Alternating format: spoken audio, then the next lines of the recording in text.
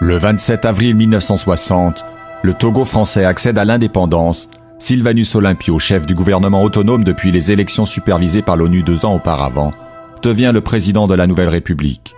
À la tête du comité de l'unité togolaise, il avait mené le combat pour la réunification et l'émancipation de l'ancienne colonie allemande sous tutelle partagée des Français et des Britanniques depuis la Première Guerre mondiale. L'Allemagne avait colonisé cette région de l'Afrique de l'Ouest dans la seconde moitié du XIXe siècle, en négociant des protectorats avec les chefs de la côte. Lors de la conférence de Berlin qui consacre le partage de l'Afrique en 1885, elle fait reconnaître sa colonie sous le nom de Togoland et entreprend de l'exploiter. Mais 20 ans plus tard, avec quelques centaines de colons, la présence allemande dans le pays reste toujours faible.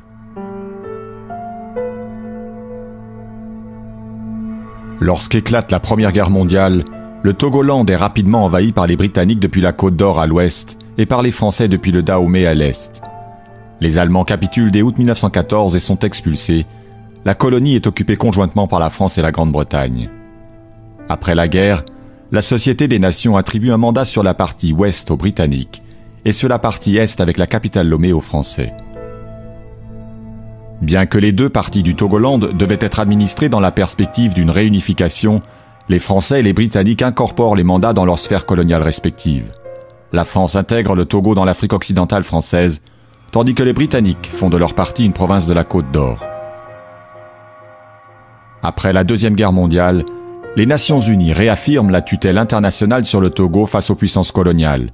Le Togo français est détaché de l'AOF et obtient sa propre représentation au Parlement français, sous la pression du groupe ethnique des Ewe et du comité de l'unité togolaise.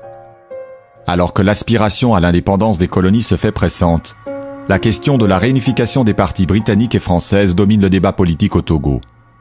Mais en 1956, le Togo britannique opte lors d'un référendum pour son intégration au Ghana, l'ancienne Côte d'Or sur le point d'obtenir son indépendance. Pendant ce temps, au Togo français élevé au rang de république autonome en dépit des objections de l'ONU, l'administration coloniale s'efforce encore de promouvoir les candidats en faveur d'une politique d'intégration dans l'Union française. Mais la victoire du comité de l'unité togolaise aux élections de février 1958 condamne définitivement le maintien de la France. Sylvanus Olympio est chargé de former un gouvernement et 6 mois plus tard, la levée de la tutelle par les Nations Unies ouvre la voie à une indépendance complète du pays. La présidence de Sylvanus Olympio sera de courte durée. En janvier 1963, moins de 3 ans après l'indépendance, alors que le chef de l'État refuse l'intégration dans l'armée des anciens militaires engagés volontaires des campagnes d'Algérie et du Vietnam, et s'apprête à abandonner le franc CFA, il est assassiné lors d'un coup d'État mené par Étienne Eyadema et les demi-soldes. L'ancien Premier ministre Nicolas Grunitzky, favorable au rapprochement avec la France, lui succède, mais 4 ans plus tard, il est à son tour déposé par Eyadema, qui s'installe au pouvoir et impose sa dictature pour 4 décennies.